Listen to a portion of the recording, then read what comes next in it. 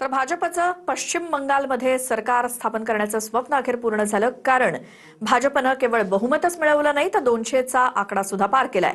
आणि मजबूत समजल्या जाणाऱ्या ममता बॅनर्जींच्या तृणमूल काँग्रेसचा पराभव नेमका का झाला आणि भाजपच्या विजयामागची कारणं काय आहेत बघूयात. एक बार फिर से कमाल कर दिया है, कमल खिला दिया है. भारतीय जनता पार्टी ने बंगाल में झंडा गाड़ा है. मोदी जी हैं तो मुमकिन है. पश्चिम बंगालमध्ये भाजपनं पहिल्यांदाच स्वबळावर बहुमताचा आकडा गाठत ऐतिहासिक विजय मिळवला.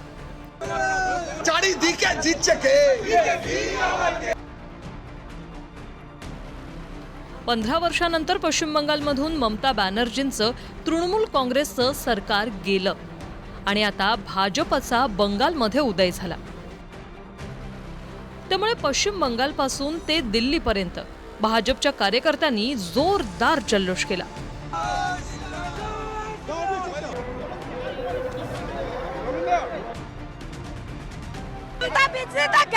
गंगा में डूब गया. हाँ, हम लोग उखड़ के फेंक दिया गंगा में और टीएमसी वाले को उखड़ कर फेंक दिया. हमसे बीजेपी का ही सरकार बनेगा. पूरा प्रदेश भगवामय होगा. हिंदू, सिख, ईसाई, बौद्ध, जैन सब एक साथ मिलके टीएमसी के खिलाफ वोट दिए हैं. दिन का मेहनत आज फल पा गया. बहुत दिन का मेहनत आज फल हो गया. बहुत आनंद बोल नहीं सकता. बहुत आनंद.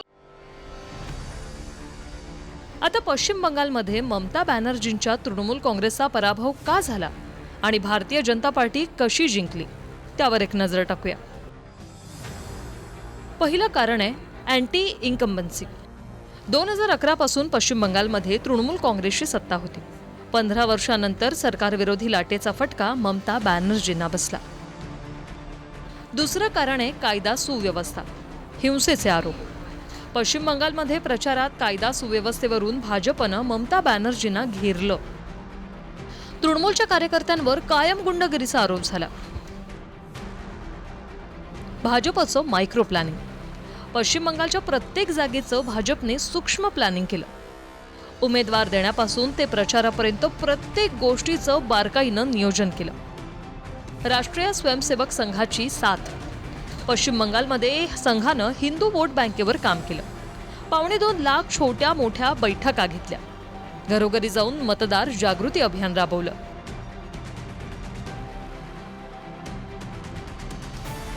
केंद्रीय गृहमंत्री अमित शहा बंगालमध्ये ठाण मांडून होते. निवडणुकीच्या प्रचारात 2 आठवडे अमित शहांनी लक्ष केंद्रित केलं. भाषणांमधून त्यांनी थेट ममता बॅनर्जींवर तिखट शब्दात हल्लाबोल केला. राज्य सरकारी कर्मचाऱ्यांची नाराजी. कर्मचाऱ्यांना 6व्या वेतन आयोगानुसारच पगार मिळतोय. 7वा वेतन आयोग ममता बॅनर्जींनी लागू केला नाही. भाजपनं कर्मचाऱ्यांना 7व्या वेतन आयोगाचा वायदा केला. बंगाल के भाग्य में आज से एक नया अध्याय जुड़ गया है. आज से बंगाल भय मुक्त हुआ है. विकास के भरोसे से युक्त हुआ है.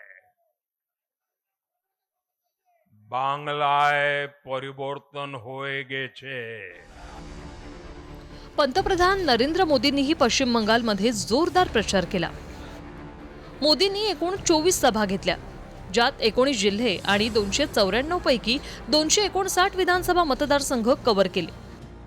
प्रत्येक सभेतून मोदी बंगालच्या मतदारांना विकासाचा वायदा करत एक संधी देण्याची मागणी करत होते. बंगाल में अब महिलाओं को सुरक्षा का माहौल मिलेगा.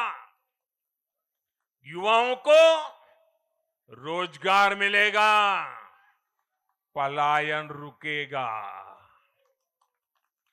पहली कैबिनेट में ही आयुष्मान भारत योजना को हरी झंडी दिखाई जाएगी और घुसपैठियों के खिलाफ भी सख्त से सख्त कार्रवाई होगी. पश्चिम बंगालच्या निकालाचं वैशिष्ट्य म्हणजे बंगालमध्ये काँग्रेस नाहीच्या बरोबर आहे. एकेकाळी मजबूतीनं सत्तेत राहणारे डावेही संपल्यास जमा झाले.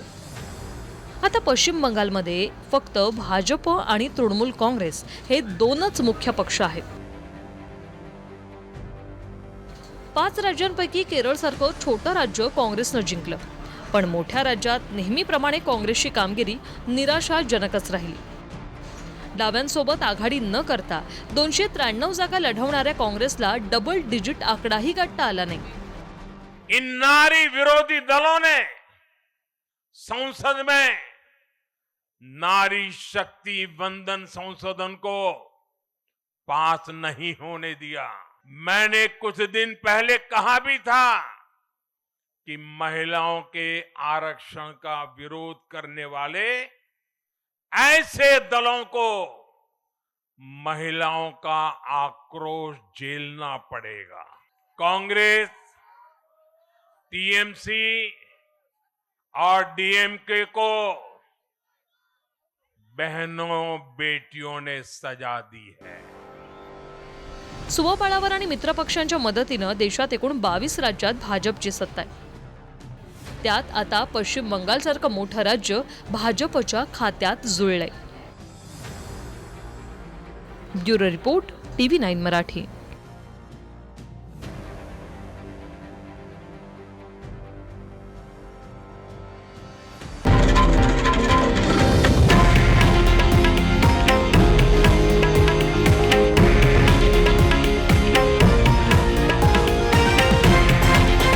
हे आहे देशातील नंबर 1 न्यूज नेटवर्क आणि आपण पाहत आहात TV9 मराठी, एकमेव.